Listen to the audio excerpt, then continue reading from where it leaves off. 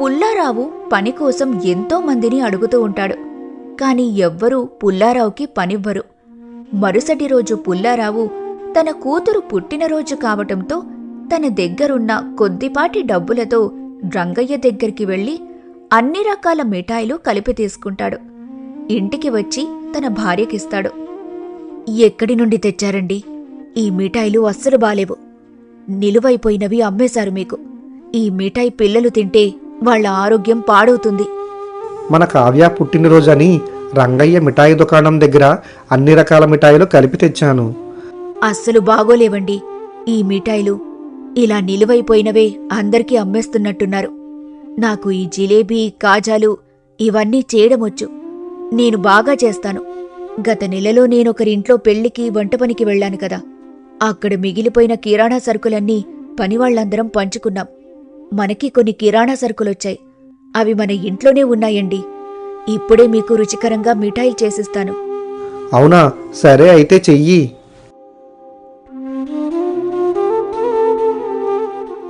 సుగుణ ఎంతో రుచికరంగా మిఠాయిలు చేసి తన భర్తకి తినమనిస్తుంది. ఆ మిఠాయిలు తిన్న పుల్లారావు తన భార్యతో ఇలా అంటాడు. అబ్బా, చాలా రుచికరంగా చేశావు. నీ చేతి మిఠాయిలు మన ఊరిలో ఉన్నవారు తింటే అస్సలు వదలరు. ఒక పని చేద్దాం. ఇక నుంచి నేను మిఠాయి తయారు చేస్తాను. మీరు వాటిని అమ్మండి. అందరికీ నచ్చి మన దగ్గర కొనుగోలు చేస్తూ ఉంటే ఇక నుంచి మనం ఇలా మిఠాయిల వ్యాపారమే నడుపుకోవచ్చు. మన దగ్గర డబ్బులు లేవు. ఇప్పుడు వ్యాపారం చెయ్యాలి అంటే డబ్బులుండాలిగా.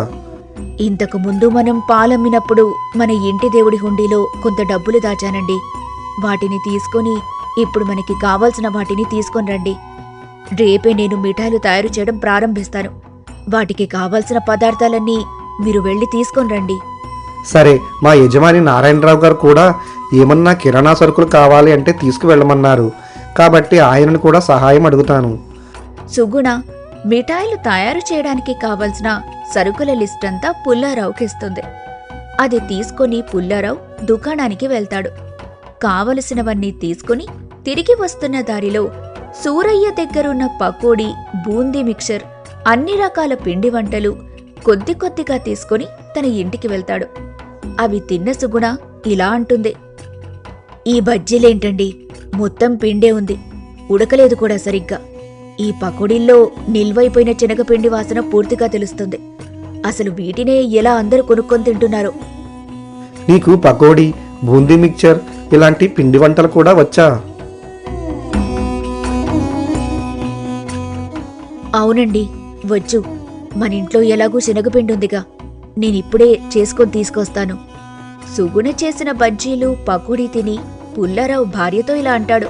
సుగుణ, ఎంతో రుచికరంగా చేస్తున్నావు. నీకు ఒక్క మిఠాయిలే వచ్చు అనుకున్నాను, కానీ పిండి వంటలు కూడా నీకు వచ్చని నాకు ఇప్పుడే తెలిసింది.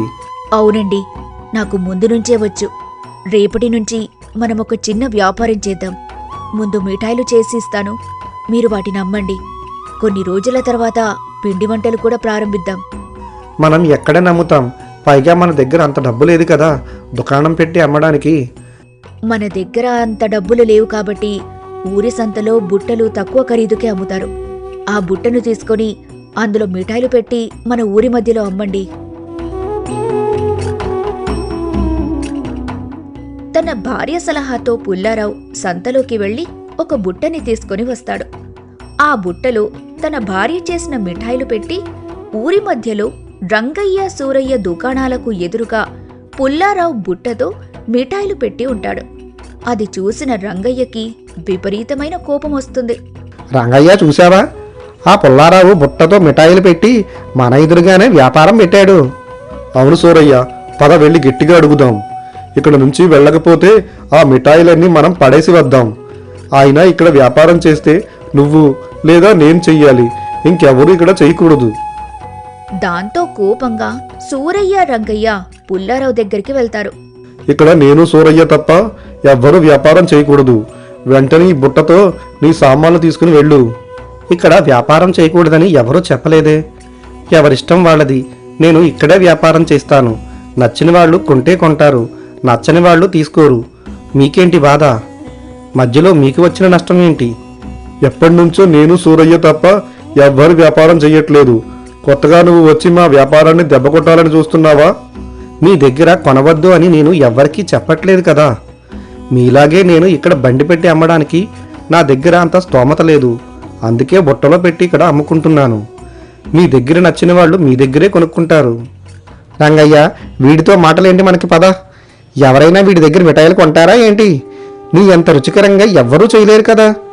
ఎప్పటి నుంచో నువ్వు ఈ వ్యాపారం చేస్తున్నావు. నిన్ను కాదని ఎవరన్నా పుల్లారావు దగ్గరికి వెళ్ళి మిఠాయిలు కొనరు కదా. అందరూ నీ దగ్గరే మిఠాయిలు తీసుకుంటారు. అక్కడి నుంచి వాళ్ళ దుకాణం దగ్గరికి వెళ్తూ ఉండగా సూరయ్య తన మనసులో ఇలా అనుకుంటాడు. అమ్మయ్య, ఆ పుల్లారావు మిఠాయిలు పెట్టాడు. పిండి వంటలు ఏమీ పెట్టలేదు కదా. నాకు వ్యాపారంలో ఎలాంటి నష్టం ఉండదు. అయితే ఆ రంగయ్యకే కదా నష్టం, మనకెందుకులే. ఇక ఆ రోజు రాత్రి వరకు పుల్లారావు తన బుట్టతో అక్కడే ఉన్న ఎవ్వరూ తన దగ్గర మిఠాయిలు కొనరు. రంగయ్య దగ్గరే తీసుకుంటారు. అది చూసి రంగయ్య, సూరయ్య ఎగతాళిగా నవ్వుతూ ఉంటారు. నా ముందే మిఠాయిలు అమ్ముతాడంట. ఎన్ని కేజీలు మిఠాయిలు అమ్మావు? బాగా డబ్బులు ఎక్కువ వచ్చినట్లున్నాయి ఈరోజు. అవును, చాలా ఎక్కువే వచ్చినట్టున్నాయి. రంగయ్య, సూరయ్య నవ్వుకుంటూ ఉంటారు. పుల్లారావుకి మనసులో బాధగా ఉన్నా అక్కడ్నుంచి తన బుట్టతో మిఠాయిలు పట్టుకుని ఇంటికి వెళ్తూ ఆ మిఠాయిలు దారిలో పేదవాళ్లకి ఇచ్చేస్తాడు. అలా ఇంటికి వెళ్ళి జరిగిందంతా తన భార్యతో ఇలా చెప్తాడు. ఈరోజు మిఠాయిలు ఒక్కరు కూడా కొనలేదు సుగుణ. అందరూ రంగయ్య దగ్గరే తీసుకుంటున్నారు. నా దగ్గరికి ఎవ్వరూ రాలేదు. ఇదే మొదటి రోజు కదండి, ఎవ్వరికీ తెలిసుండదు. పైగా వాళ్ళెప్పటి నుంచో వ్యాపారం చేస్తున్నారుగా, అందుకే అలవాటు మీద వాళ్ళ దగ్గరికి వెళ్తున్నారు. కొన్ని రోజులు చూద్దాం, ఎవరో ఒక్కరైనా కొనకపోతారా?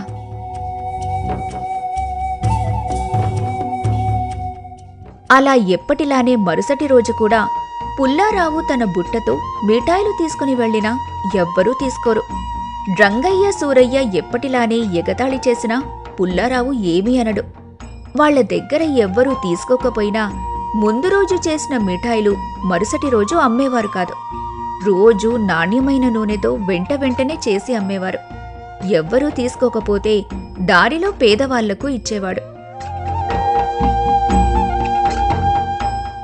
అలా ఒకరోజు సాయంత్రం పుల్లారావు తన బుట్టతో మిఠాయిలు పట్టుకుని ఉంటాడు.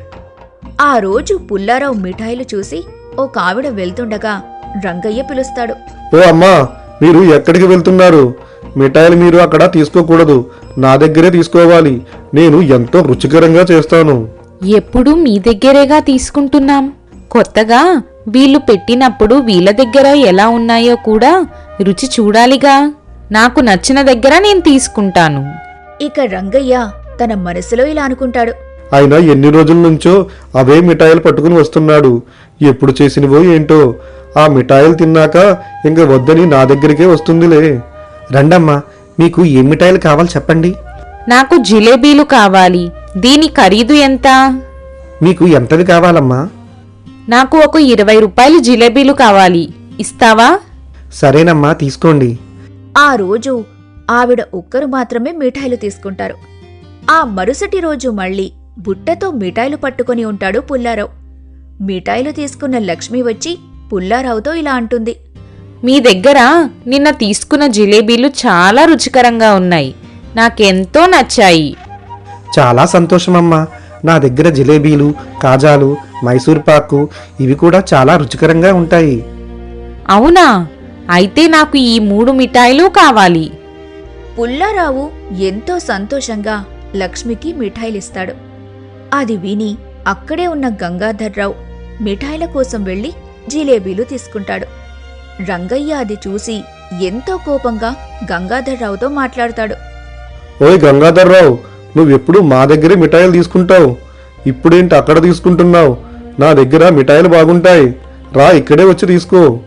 ఇక్కడ చాలా రుచికరంగా ఉంటాయని ఆవిడ చెప్తూ ఉంటే విన్నాను. ఒకసారి రుచి చూద్దామని తీసుకున్నాను. పైగా కొత్తగా పెట్టాడుగా, మిఠాయిల రుచి ఎలా ఉందో చూస్తున్నాను. ఇంక రంగయ్యకి పట్టరాని కోపం వస్తుంది. తన మనసులో ఇలా అనుకుంటాడు. రోజు రోజుకి వీడి దగ్గర మిఠాయిలు తీసుకుంటున్నారు. ఇంకా నా వ్యాపారం తగ్గిపోతుందేమో. ఇక నుండి నేను మళ్ళీ రుచికరంగా మిఠాయిలు తయారు చేస్తా.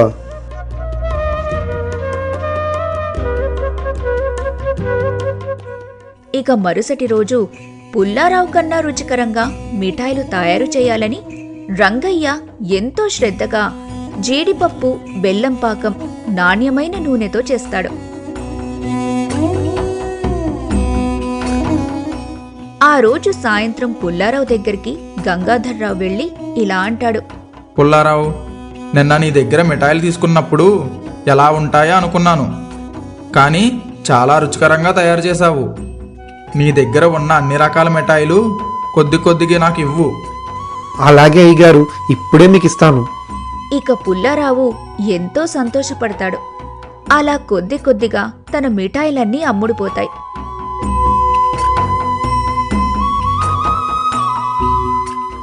అందరితో చాలా ఆప్యాయంగా మాట్లాడేవాడు పుల్లారావు.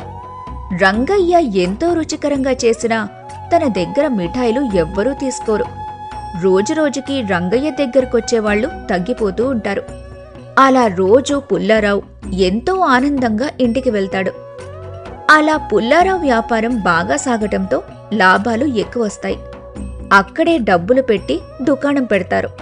పిండి వంటలు కూడా ప్రారంభిస్తారు. ఎప్పటిలాగే అందరూ వాళ్ల దగ్గరే మిఠాయిలు, హాట్లు తీసుకుంటారు. ఆ దుకాణం దగ్గరే టీ కూడా ప్రారంభిస్తారు. ఇక అందరూ పుల్లారావు దుకాణం దగ్గరకు వెళ్లడం చూసి రంగయ్య, సూరయ్య ఎంతో కోపంగా అటుగా వెళ్తున్న గంగాధర్రావుని పిలుస్తారు. గంగాధర్, నేను కూడా మిఠాయిలు చాలా రుచికరంగా చేశాను. ఒక్కసారి వచ్చి ఇక్కడ తిను. చాలా బాగా చేస్తున్నా ఈ మధ్య. పుల్లారావు దుకాణంలోనే తీసుకుంటున్నావు, పైగా వాళ్ళు అంత బాగా చేయరు. గతంలో నా దగ్గరేగా నువ్వు మిఠాయిలు తీసుకునేవాడివి, ఇప్పుడు ప్రతిసారి నువ్వు అక్కడికే వెళ్తున్నావు. అవును గంగాధర్, మా దుకాణం దగ్గర మిఠాయిలు, పకోడీలు అన్నీ ఉన్నాయి. ఇక్కడ చాలా రుచికరంగా చేస్తున్నాం మేము. మా దగ్గరే తీసుకోండి. ఇదివరకు మొదట్లో మీరు బానే చేసేవారు, కానీ అందరూ మీ దగ్గరే తీసుకుంటున్నారని, మీరిద్దరూ తప్ప ఎవ్వరూ బాగా చేయలేరని అహంకారంతో నిలవైపోయినవి అమ్మడం, అవే అందరికీ రుచికరంగా ఉన్నాయని అమ్మేవారు. అసలు మీరు చేసే మిఠాయిలు, పకోడీలు అసలేమీ బాగుండేవి కాదు. అయినా మీ దగ్గరే తీసుకునేవాళ్ళం మాకు గతిలేక. ఇప్పుడు పుల్లారావు ఎంతో రుచికరంగా, ఎంతో నాణ్యంగా అమ్ముతున్నాడు. అందుకే మేం పుల్లారావు దగ్గరే తీసుకుంటున్నాం. రంగయ్యకి, సూరయ్యకి పట్టరాని కోపం వస్తుంది. అక్కడే ఉన్న కళావతి సూరయ్య ముందు రోజూ నూనె కళాయిలో వేసి పకోడీలు వండుతుండటం చూసి ఇలా మాట్లాడుతుంది. అదిగో చూసారా, ముందు రోజు నూనె వేసి పకోడీలు వండుతున్నారు. వీళ్ళ దగ్గర మనం పకోడీలు, మిఠాయిలు తీసుకోవాలంట. ఇంకా అవే తింటే మన ఆరోగ్యం పాడవుతుంది. ఇది మంచి నూనె. ముందు నుంచి మేము క్వాలిటీగానే అమ్మేవాళ్ళం. మా దగ్గరే అందరూ తీసుకునేవారు. ఇప్పుడు పుల్లారావు కొంచెం రుచికరంగా వండగానే అక్కడికే వెళ్ళిపోతున్నారు. అవేమీ పట్టించుకోకుండా అందరూ పుల్లారావు దుకాణం దగ్గరికి వెళ్లి టీ తాగుతూ పకోడీలు తింటూ ఉంటారు. అలా పుల్లారావు వ్యాపారం బాగా సాగుతుంది. తన కూతురు కావ్యని పట్నంలో ఉన్న కాలేజీలో వేస్తారు. కొన్ని రోజుల తర్వాత అప్పుడే పక్కూరు నుంచి ఒక పెద్ద కారులో పుల్లారావు దుకాణం దగ్గర ఒకతను దిగుతాడు. హలో అండి, నా పేరు మల్లేష్. నేను పట్నం నుంచి వస్తున్నాను. మీ దగ్గర మిఠాయిలు చాలా రుచికరంగా ఉంటాయని విన్నాను. 3 రోజుల్లో మా చెల్లి పెళ్లి ఉంది. మాకు ఒక 4 రకాల మిఠాయిలు కావాలి. అలాగే సార్, మీకు మిఠాయిల్లో ఏ రకాలు కావాలి? కాజాలు, జిలేబీలు, కోవా, మైసూర్ పాక్ ఒక్కొక్కటి 5 కేజీలు కావాలి. మొత్తం ఖరీదు ఎంత? అలాగే సార్, మొత్తం కలిపి 3000 అవుతుంది. సరే, ఈ 3000లోని అడ్వాన్స్గా నేను 2000 ఇస్తున్నాను. నాకు 2 రోజుల్లో చేసి మీరు మిఠాయిలు ఇవ్వండి. నేను మళ్ళీ వస్తాను. అది చూసిన రంగయ్య, సూరయ్య ఒకరి ముఖమొకరు చూసుకుంటూ ఎంతగానో ఆశ్చర్యపోతారు.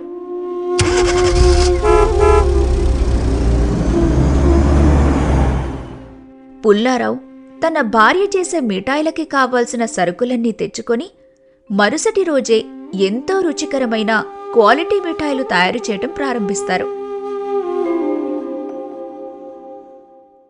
2 రోజుల తర్వాత మల్లేష్ వచ్చి మిఠాయిలు ఎలా ఉన్నాయో రుచి చూస్తాడు. ఆహా పుల్లారావు, మీరు ఈ మిఠాయిలు ఎంతో రుచికరంగా చేశారు. పెళ్లిలో అందరూ మీ మిఠాయిల్ని చాలా ఇష్టంగా తిన్నారు. అందరూ ఎక్కడ కొన్నావా అని వాకప్ చేశారు. నేను మళ్ళీ ఎప్పుడు కొనాలన్నా మీ దగ్గరే కొంటాను. అలా వాళ్ల వ్యాపారం లాభాలతో బాగా సాగుతూ ఉంటుంది. కొన్ని రోజుల తర్వాత పుల్లారావు దుకాణం దగ్గరికి పట్నంలో ఉండే రాజు అనే వ్యక్తి వచ్చి ఇలా అంటాడు. నమస్కారం అండి, నా పేరు రాజు. నేను పట్నం నుంచి వస్తున్నా. కొన్ని రోజుల క్రితం పట్నంలో జరిగిన పెళ్లిలో మీ దగ్గర నుంచి మిఠాయిలు తీసుకున్నారని నా మిత్రుడు చెప్పాడు.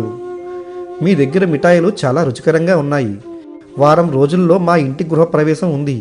మీరు భోజనాలు కూడా తయారు చేస్తాను అంటే మీ దగ్గరే భోజనాలు మరియు మిఠాయిలు కూడా మాకు కావాలి. అలాగే సార్. పుల్లారావు తన మనసులో ఇలా అనుకుంటాడు. మేము ఎప్పుడు మిఠాయిలు పిండి వంటలు మాత్రమే కదా చేసేవాళ్ళం. ఇప్పుడు నా భార్య భోజనాలకి సరే అనేసిందేంటి? ఇక పుల్లారావు కూడా భోజనాలకి సరే అని అడ్వాన్స్ తీసుకుంటారు. ఆ రోజు రాత్రి పుల్లారావు తన భార్యతో ఇలా అంటాడు. మనం ఎప్పుడు మిఠాయిలు హాట్ తప్ప భోజనాలు ఎప్పుడూ చేయలేదు. ఎందుకు ఒప్పుకున్నావు సుగుణ? అవి కూడా మనం చేద్దామండి. నాకెలాగో వంట చేయడం బాగా వచ్చు కదా. మనకి సాయంగా ఒక మనిషిని పెట్టుకొని చేద్దాం. సరే, నీ ఇష్టం సుగుణ. పుల్లారావు ఒక మనిషిని పెడతాడు. అలా చాలా రుచికరంగా వండుతారు. అందరికీ నచ్చడంతో ప్రతి ఒక్కరూ పుల్లారావు దగ్గరికే వచ్చి స్వీట్స్, హాట్స్, బిర్యానీ అన్నీ తీసుకునేవారు. పట్నం నుంచి వచ్చి కొనుక్కునేవారు. పుల్లారావు దగ్గరికి క్యాటరింగ్కి వస్తూ ఉంటారు. సూరయ్య, రంగయ్య వ్యాపారం పూర్తిగా పడిపోతుంది. ఇవన్నీ చూసిన సూరయ్య, రంగయ్య వాళ్ల వ్యాపారం పోయినందుకు ఎంతగానో బాధపడేవారు. ఒకరోజు ఇంటి దగ్గర సూరయ్య బాధగా ఉండటం చూసి తన భార్య ఇలా అడుగుతుంది. ఏమైందండి అలా ఉన్నారు? ఏముంది, మన వ్యాపారం ఇప్పుడు పూర్తిగా పాడైపోయింది. అందరూ పుల్లారావు దగ్గరికే వెళ్తున్నారు. నేను చేసిన పిండి వంటలు ఎవ్వరూ తీసుకోవట్లేదు. ఆ పుల్లారావు లేకపోతే ఈ రోజు ఈ పరిస్థితి ఇలా ఉండేది కాదు. అతను ఏం తప్పు చేశాడు? మీకన్నా బాగా చేయడం వాళ్ళందరూ అతని దగ్గరికి వెళ్తున్నారు. ఇంతకు ముందు బాగైన వ్యాపారం ఇప్పుడెందుకు అవ్వట్లేదో ఆలోచించండి. వ్యాపారం బాగా అవటం వల్ల మీరు పూర్తిగా కస్టమర్లను పట్టించుకోవడమే మానేశారు. నాణ్యమైనవి అమ్మడం ఆపేశారు. పుల్లారావు ముందు నుంచి బాగా చేయటం వల్ల ఇంకా అందరూ అతని దగ్గరే తీసుకుంటున్నారు. తన భార్య చెప్పిన మాటలకి సూరయ్య ఆలోచనలో పడతాడు.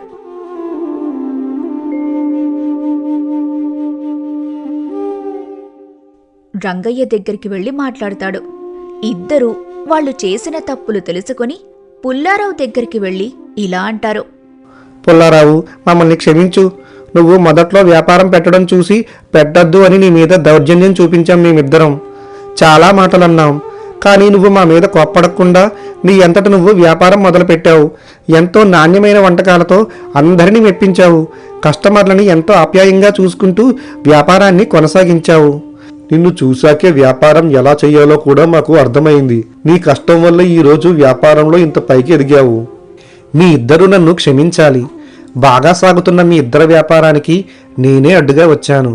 మీ ఇద్దరి దగ్గర వ్యాపారం పెట్టి మీకు వ్యాపారం లేకుండా చేశాను. లేదు పుల్లారావు, నీలాగే మేము ఎంతో క్వాలిటీగా నూనె, పిండి ప్రతిరోజు కొత్తగా రుచికరంగా తయారు చేసి ఉంటే మా వ్యాపారం కూడా నీలాగే ఉండేది కదా. నీ తప్పేమీ లేదు ఇందులో. ఇద్దరూ తాము చేసిన తప్పును తెలుసుకొని పుల్లారావుకి క్షమాపణలు చెబుతారు. అక్కడున్న అందరూ రంగయ్య, సూరయ్యలో మార్పును చూసి ఎంతగానో ఆనందపడతారు. మీ ఇద్దరికి ఎలాంటి అభ్యంతరం లేకపోతే మీరు ఎలాగో వ్యాపారం నా వల్లే ఇక్కడ ఆపేశారు కదా. అందుకే నేను పట్నంలో 2 దుకాణాలు పెడదామనుకుంటున్నా. ఆ 2 దుకాణాల్లో మీ ఇద్దరిని పెట్టాలనుకుంటున్నా. అక్కడ వ్యాపారాన్ని మీ ఇద్దరే చూసుకోండి. అలాగే పుల్లారావు, చాలా సహాయం చేస్తున్నావు మాకు. రంగయ్య, సూరయ్య ఎంతగానో ఆనందపడతారు.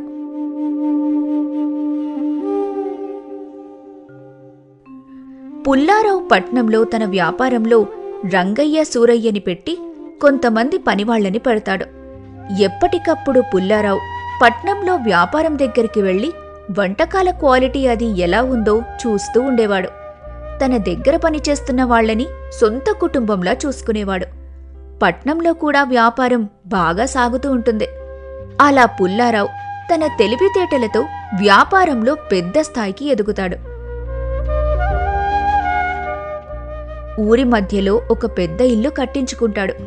తనకంటూ సొంతంగా కారు కొనుక్కుంటాడు. అలా వ్యాపారంలో మంచి పేరు తెచ్చుకుంటాడు.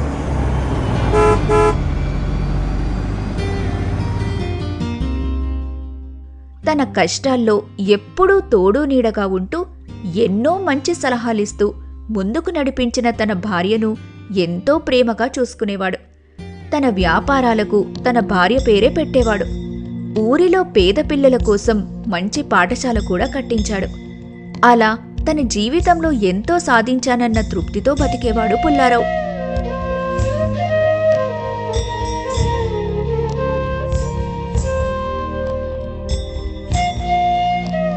నిజాయితీతో నాణ్యతతో చేసిన చిన్న వ్యాపారమే చివరికి పెద్ద విజయంగా మారుతుంది. ప్రజల నమ్మకాన్ని కోల్పోతే ఎంత పెద్ద వ్యాపారమైనా నిలవదు. నిజాయితీగా చేసిన ప్రయత్నం ఆలస్యం అవుతుంది, కానీ ఫలితం తప్పక వస్తుంది. ప్రజలకు మేలు చేసే వ్యాపారమే చివరికి గెలుస్తుంది. నాసిరకం సరుకు లాభాన్ని కాదు, నష్టాన్ని పెంచుతుంది. నాణ్యతతో చేసిన వ్యాపారం నెమ్మదిగా ఎదుగుతుంది, కానీ మోసంతో చేసిన వ్యాపారం వేగంగా కూలిపోతుంది. లాభం కంటే నాణ్యతను ఎంచుకున్నవాడే నిజమైన వ్యాపారవేత్త. ప్రజల నమ్మకం సంపాదించిన వాడి దగ్గరికి చివరికి అందరూ చేరుతారు. మరిన్ని మంచి కథలతో ప్రతివారం మీ ముందుకు వస్తాను. తప్పకుండా ఈ వీడియోని హైప్ చేయండి, షేర్ చేయండి, లైక్ చేయండి, సబ్స్క్రైబ్ చేయడం మర్చిపోకండి.